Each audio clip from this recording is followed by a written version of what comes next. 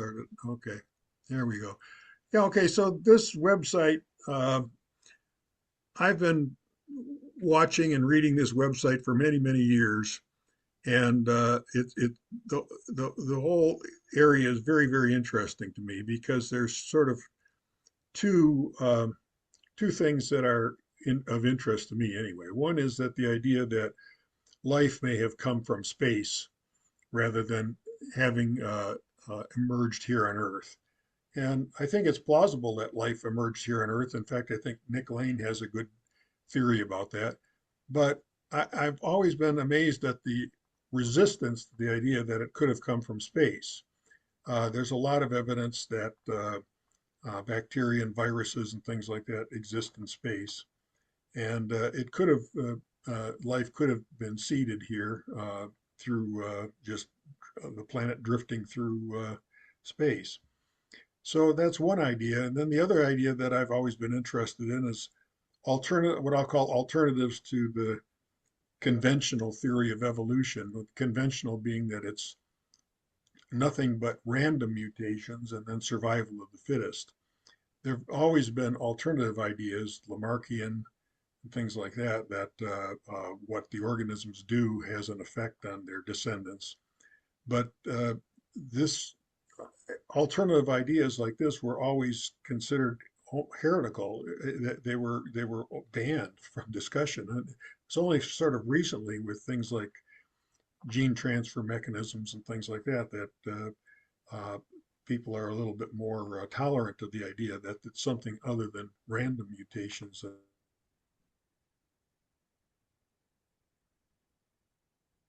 that are going You along. ready for me So, now? pardon me? Well, I thought you had paused. Go ahead. Oh, okay. No, I'll just wrap up here. I'll just say that I hope that everybody does get a chance to poke around on your website. You've collected things for many, many years, and it's a very interesting website. And it's just you sort of like you can poke around on it for hours and hours. So I'll turn it over to you, Brig, and take it away. Thank you, Kenneth. Thank you for that introduction. And thank you to the rest of the group for listening. I'm going to talk about cosmic ancestry, which is a new theory of evolution. And Kenneth, in your introduction, you mentioned that there are 2 points you like. One of them is about life from space, and the other one is about the theory of evolution. It has occurred to me and many others early on that the origin of life and evolution are not separate problems. And so even just the origin of life, you're talking about evolution. All right, with that, I want to give a little bit of the history of panspermia. Uh,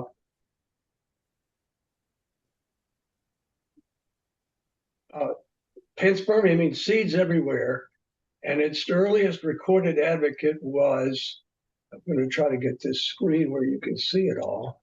Yeah. Earliest recorded advocate was Anaxagoras, who influenced Socrates. However, Aristotle's theory of spontaneous generation became the favorite for 2,000 years.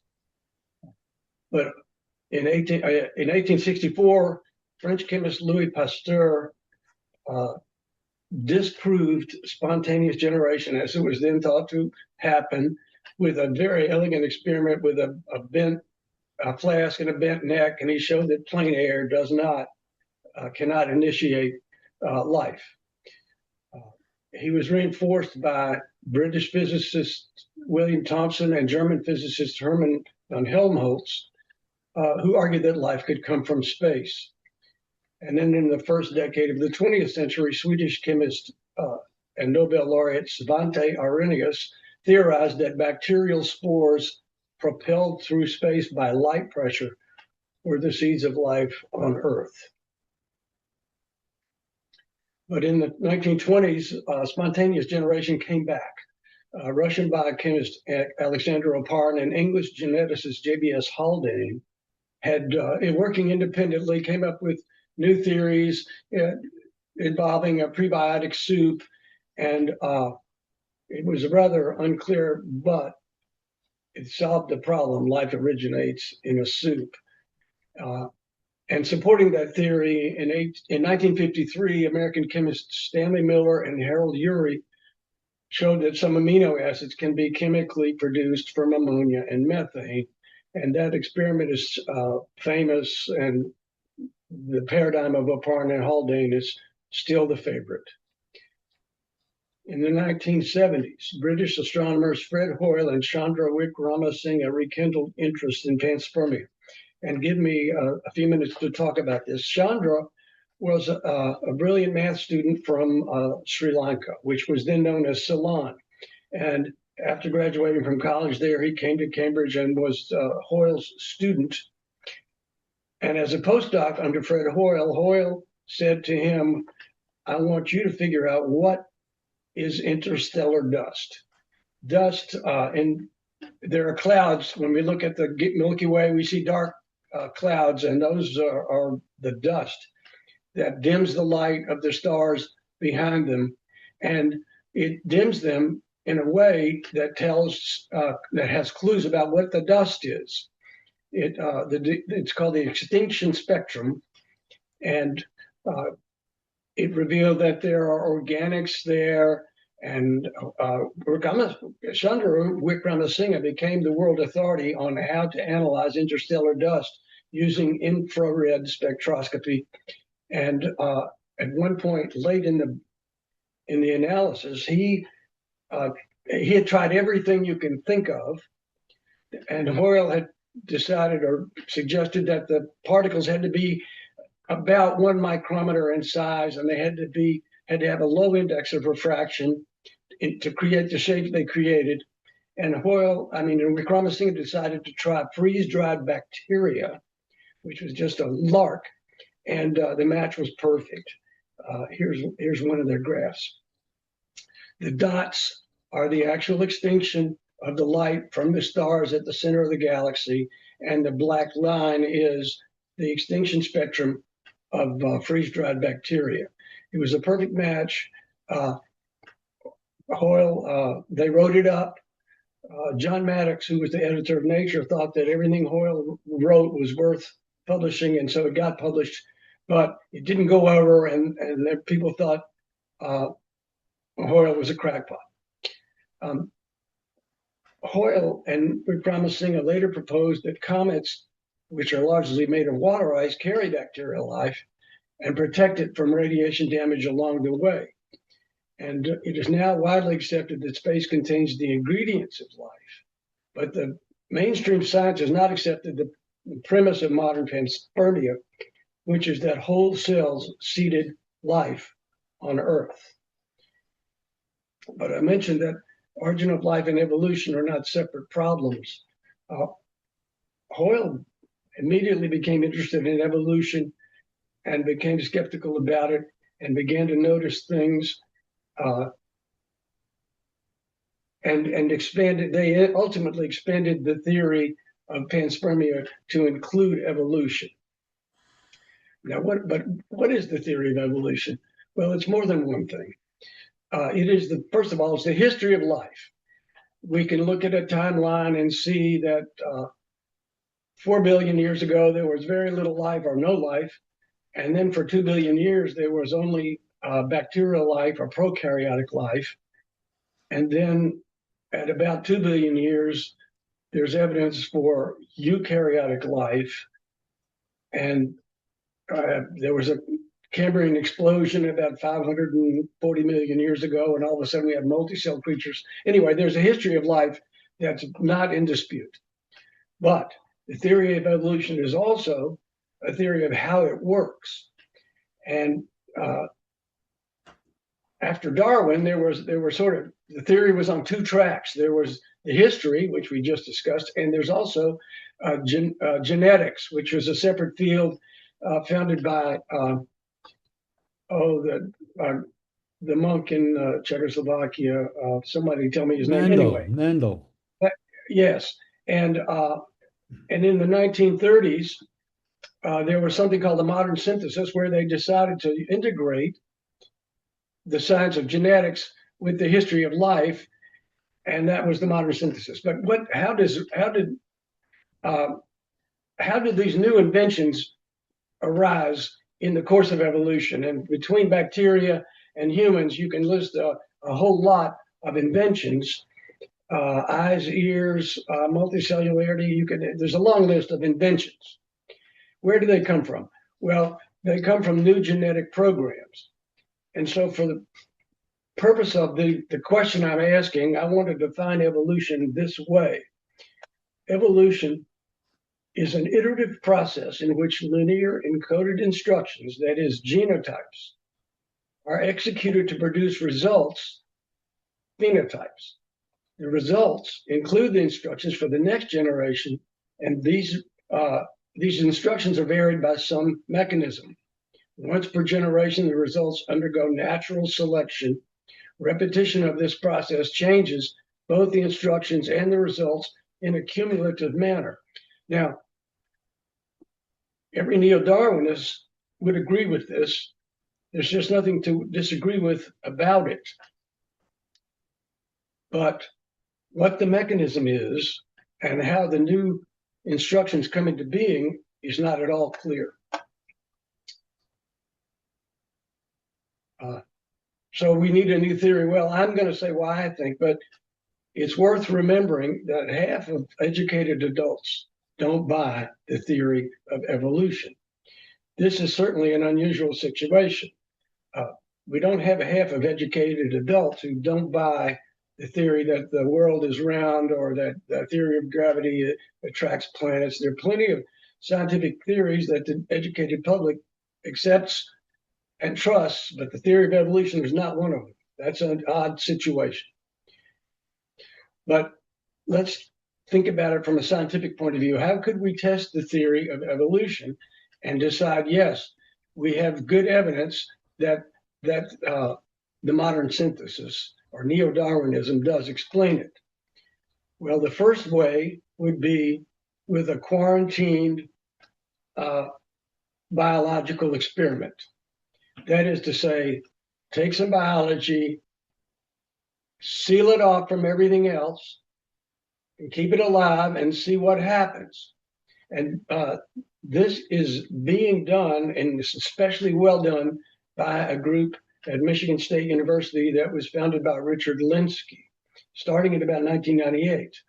They have cloned populations of bacteria. They started with 12 populations, and each one was sequenced. They knew the entire sequence of this E. coli germ that was the parent of this population and that population, and there were 12 populations, and they had kept them alive from then to now, and every so often they stop and take sequences again to see exactly what has happened.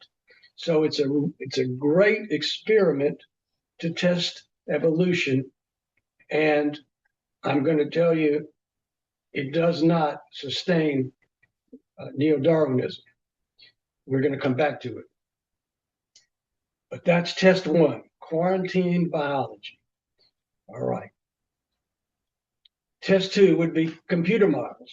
You remember the definition I gave? It was linear encoded instructions that get changed by some mechanism, and then they undergo natural selection. Well, there's something called artificial life, which is a kind of an offshoot of artificial intelligence. Artificial intelligence has been around for a very long time. It's back now in sort of new guise, but artificial life was an offshoot where they actually tried to model biological evolution in computer models. And I spent quite a bit of time paying attention to what they do, and they have not succeeded in demonstrating that natural selection can invent anything. This subject could be probed much more deeply, and I have a lot about it on the website. But test three, if evolution proceeds according to the neo-Darwinian paradigm, then it should be possible to reconstruct the past by looking into the past at the genomes of species that are ancestral to the one we're studying. Let's say we have some feature, and vision, like eyesight. Okay, there's a moment in evolution when eyes come into being, or maybe it's longer than a moment, but there's certainly a time when there was nobody had eyes, and now they do, and somehow there's genomic programming that enables that. And what is the programming? And those genes can be identified. Well, where did they come from? Well, look back. Let's sequence somebody in the past, some species that maybe had some precursor that looks like it's going to become an eye, and then see how it acquired the programming that it does have. Well, this method requires a fair amount of inference, but it is the best method in terms of what's available. There is a ton of genomic data available.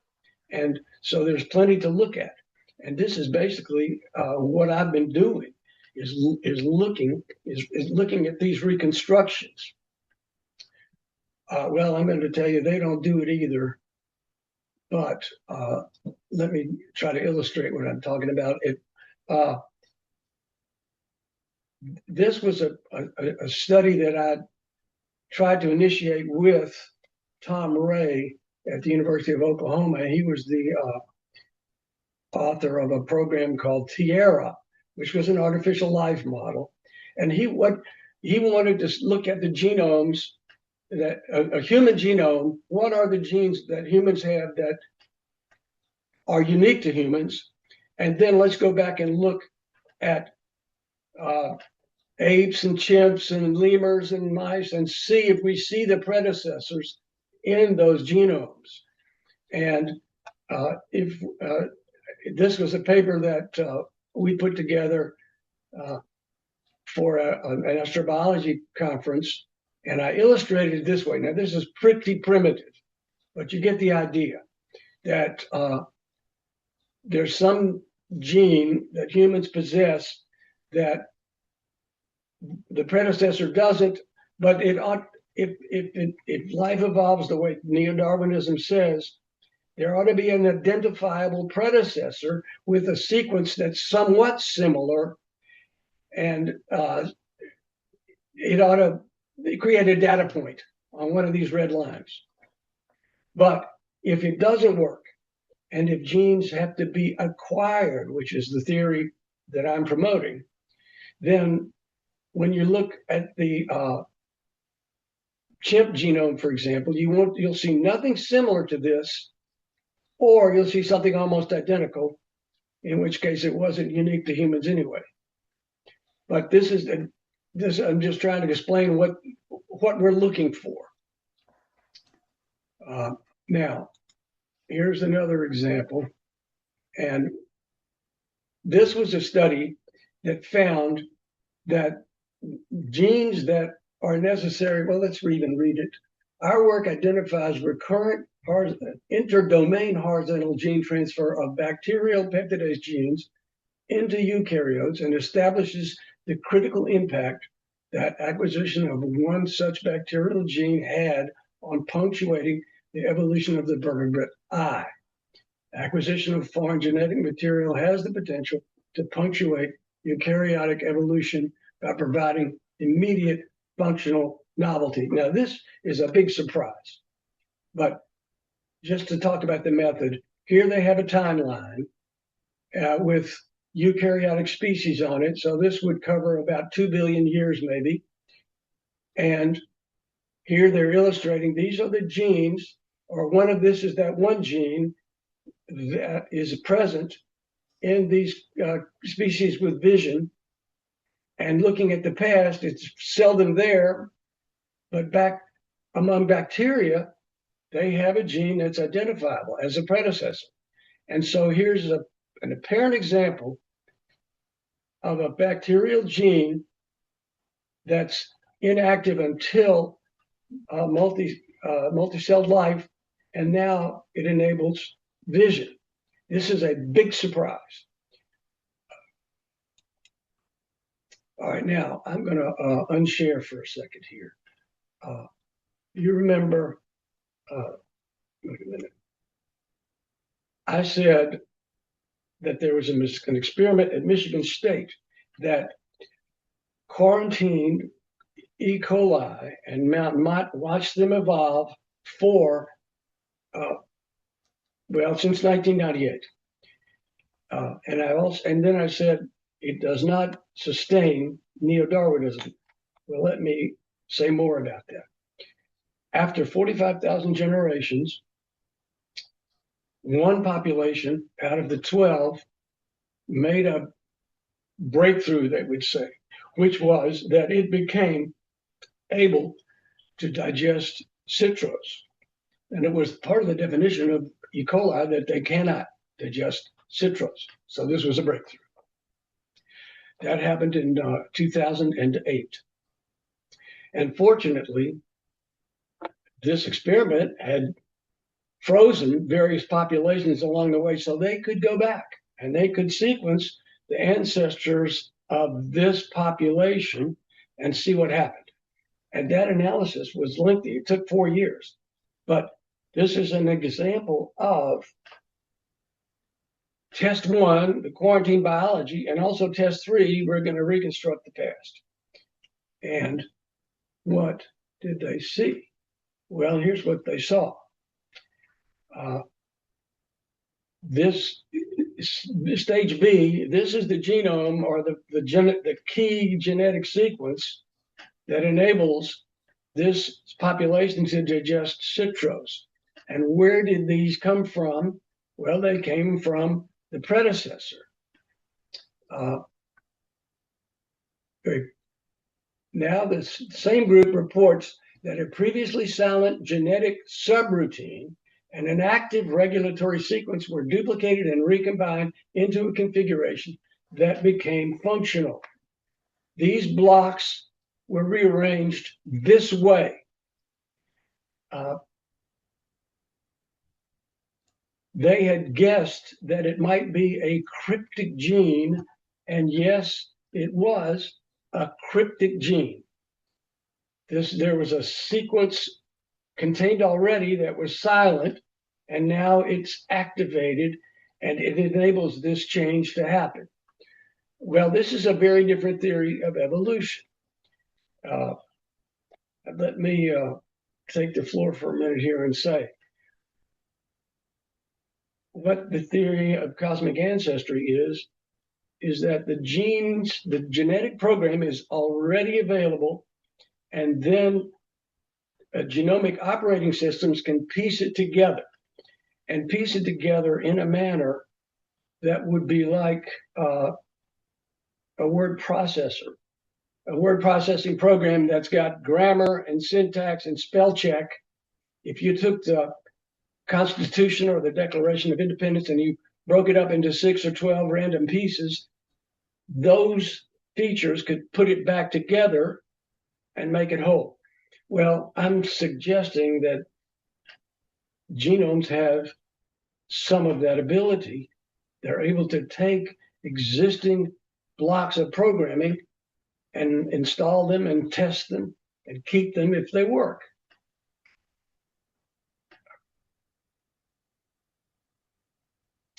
Well, if this were so, then evolution would ultimately depend entirely on horizontal gene transfer.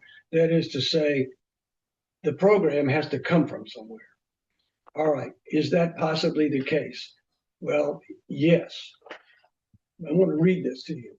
This is about how prokaryotes evolved, that is, bacteria and archaea. There's a basic set of genes shared by almost all prokaryotes, the core genome. But far more prokaryotic genes are singletons found in only one genome. Not too many land in between. What accounts for this U-shaped distribution? Eugene Koonin et al., some of you may have heard of him. He's at National Institutes of Health, and he's rather prolific. Anyway, Gene Koonin et al., experts in biology and biotechnology information, have studied this phenomenon. They compared the gene distribution in bacterial genomes to computer models that might generate the same distribution. After trying various assumptions about the rates of gene gain and loss and about the size of the available gene pool, the modeling finally succeeded. Among the E. coli genomes graphed here, and that's blue circles, there you can see them, almost 4,000 genes are singletons, let's see where you are, and 20 core genes are shared among almost 2,000 of the genomes. The modeling, red boxes and X's, fits almost perfectly. The first assumption in the successful computer model is new genes can be acquired only via HGT, horizontal gene transfer, whereas other mechanisms, such as duplication, followed by divergence, and de novo gene birth are disregarded. I go on to say evidence leading to this conclusion has been accumulating for decades, but established opinions are stubborn.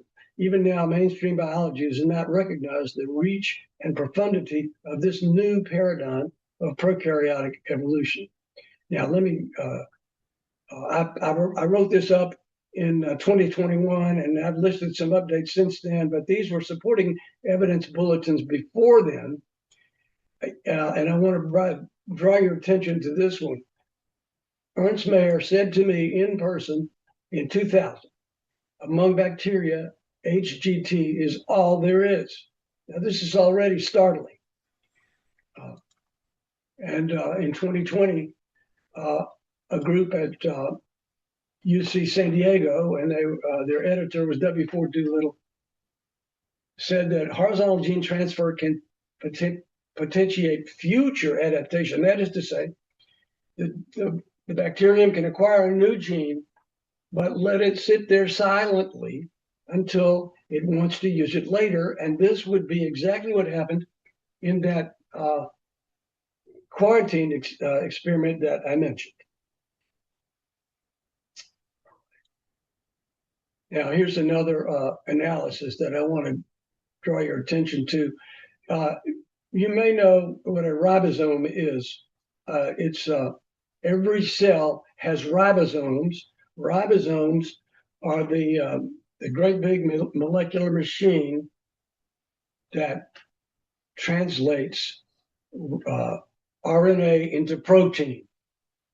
The RNA feeds through the ribosome, and protein comes out the other side. And the very heart of it is this thing, the peptidyl-transferase center, which is illustrated here. And this machine rotates 180 degrees every step, every amino acid advances, and it rotates. It's amazing already. It happens about 50 times a second in bacteria. And a team at the University of Houston with George Fox wanted to know, how did this evolve? And they conducted a historical analysis like I'm talking about to look among other species and more ancient species, and what do they have? And in their analysis, they found that the RNA sequence needed to be 100% conserved at most or very many spots, but could vary as much as 50% in a few spots, although I don't see many of those dark green ones. Anyway, it's rather highly conserved. And this is striking, but I want you to especially notice these words of theirs, which are almost the first words they wrote. The peptidyl-transferase center has virtually survived unchanged over 4 billion years of evolution. Now, 4 billion years ago, we're not even sure there were cells. But this thing was there, according to their analysis.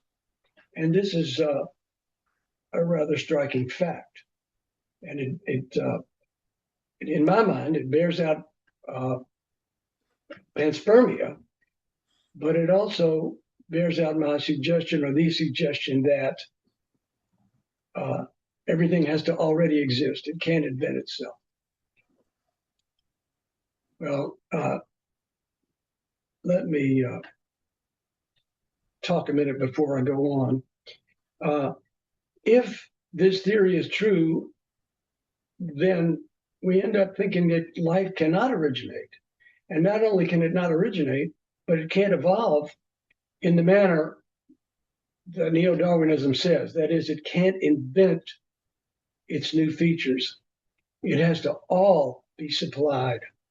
And this would mean that life has always existed, and in fact, even higher life has always existed. Well, over 100 years ago, Svante Arrhenius said, we may become accustomed to the idea that life is eternal, and hence it is useless to inquire into its origin. That was not such a radical idea until the Big Bang Theory. And the Big Bang Theory is odd. It's odd because it's the one thing that the Darwinists and the creationists agree about. They both love the Big Bang. And if you say anything against the Big Bang, you're fighting a very powerful coalition. And it's interesting and it's surprising, but that is the situation. But in cosmic ancestry, life has to always exist. If the theory is true, now the huge surprise of horizontal gene transfer is no surprise.